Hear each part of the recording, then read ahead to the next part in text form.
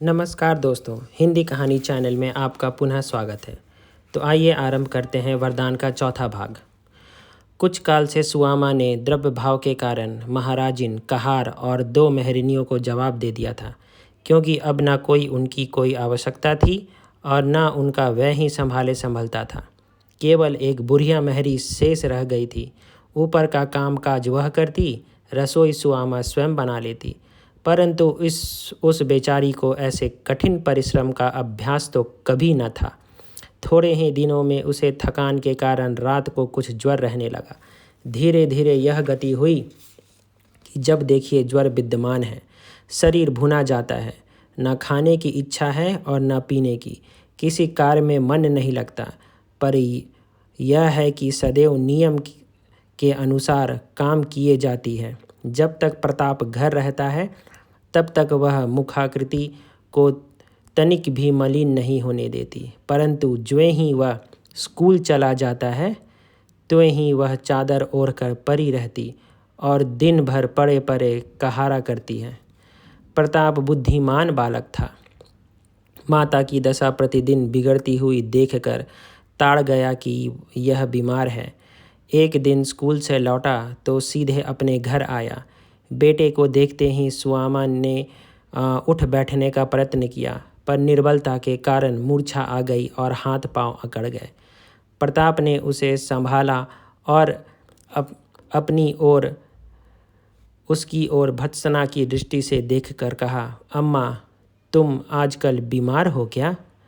इतनी दुबली क्यों हो गई हो? देखो तुम्हारा शरीर कितना गर्म है, हाथ नहीं रखा जाता। सुआमा ने हंसने का उद्योग किया। अपनी बीमारी का परिचय देखकर बेटे को कैसे कष्ट दें, यह निष्प्रिय और निस्वार्थ प्रेम की पराकाष्ठा है। स्वर को हल्का करके बोली, नहीं बेटा, बीमार तो नहीं हूँ। आज कुछ ज्वर हो गया था, संध्या तक चंगी हो जाऊंगी। अलमारी में हलवा रखा है, निकाल लो। नहीं, तुम आओ बैठो, मैं ही निकाल देती हूँ। प्रताप, माता, तुम मुझसे बहाने करती हो, तुम अवश्य बीमार हो। एक दिन में कोई इतना दुर्बल हो जाता है क्या? सुआमा हंसकर, क्या तुम्हारे देखने में मैं दुबली हो गई हूँ? मुझे तो नहीं जान पड़ता। प्रताप, मैं डॉक्टर साहब के पास जाता हूँ।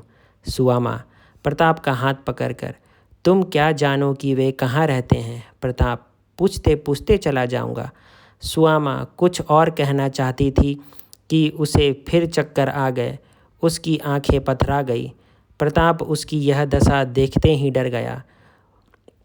उससे और कुछ तो ना हो सका। वह दौड़कर बिरजन के द्वार पर आया और खड़ा होकर रोने लगा।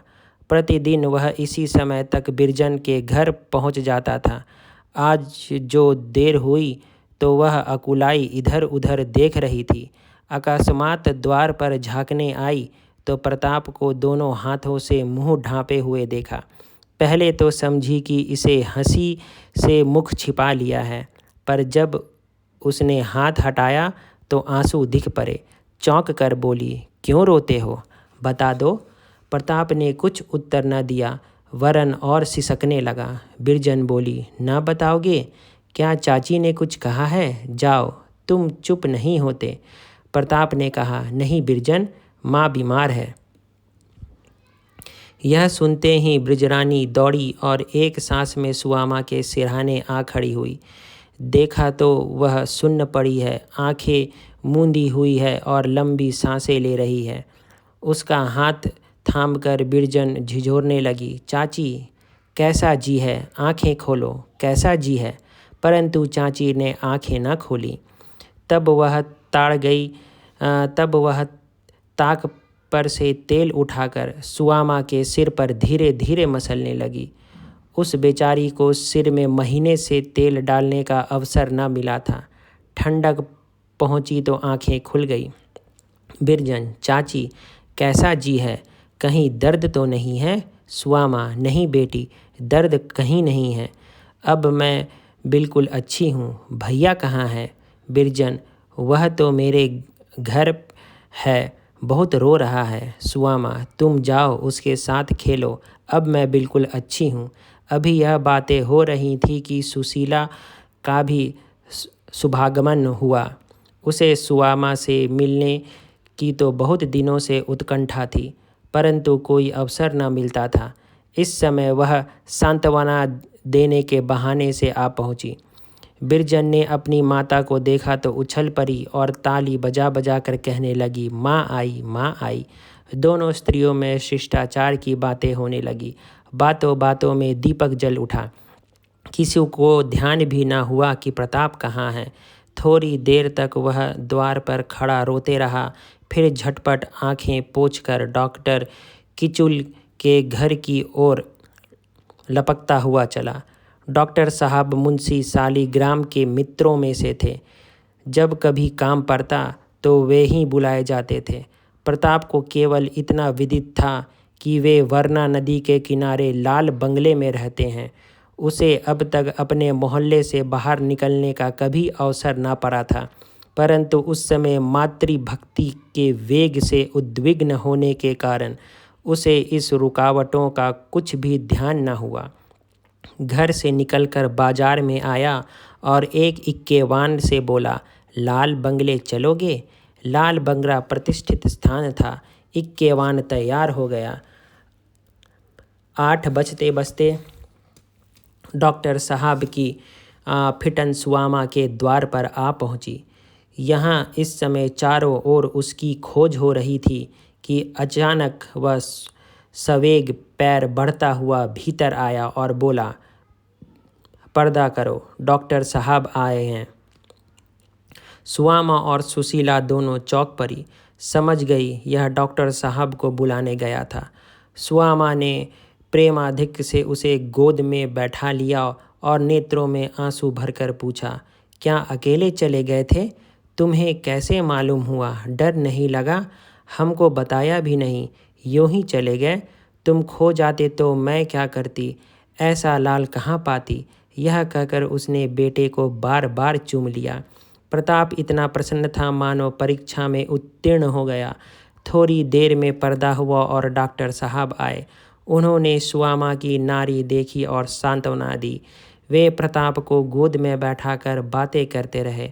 औषधि साथ लेते आए थे।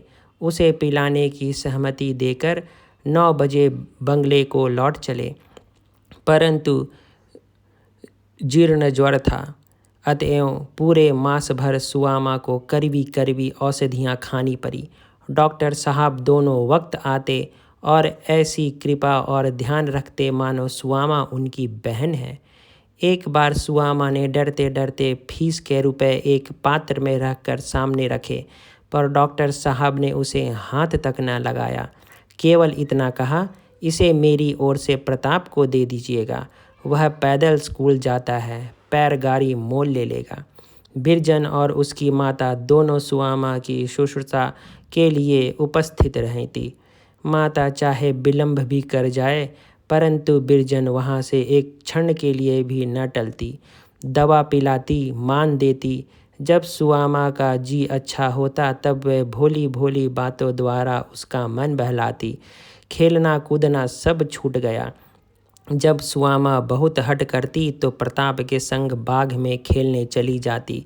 दीपक जलते ही फिर आ बैठती और जब तक निद्रा के मारे झुक झुक न पड़ती वहाँ से उठने का नाम न लेती, वरन प्रायः वहीं सो जाती। रात को नौकर गोद में उठाकर घर ले जाता।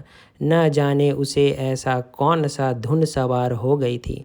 एक दिन ब्रिजरानी सुआमा के सिरहाने बैठी पंखा झल रही थी।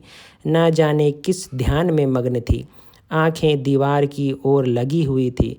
जिस प्रकार वृक्षों पर कौमुदी लहराती है उसी भांति भीनी भीनी मुस्कान उसके अधरों पर लहरा रही थी। उसे कुछ भी ध्यान न था कि चाची मेरी ओर देख रही है। अचानक उसके हाथ से पंखा छूट गया। ज्यों ही वह उसको उठाने के लिए झुकी कि सुआमा ने उसे गले लगा लिया और पुचकार कर पूछा, बिरजन सत्य कहो, तुम अभी क्या सोच रही थी? बिरजन ने माथा झुका लिया और कुछ लज्जित होकर कहा, कुछ नहीं, तुमको न बताऊंगी। सुआमा, मेरी अच्छी बिरजन, बता दो क्या सोचती थी? विरजन लजाते हुए। सोचती थी कि जाओ हंसो मत, ना बताऊंगी। सुआमा अच्छा ले, ना हंसूंगी, बताओ।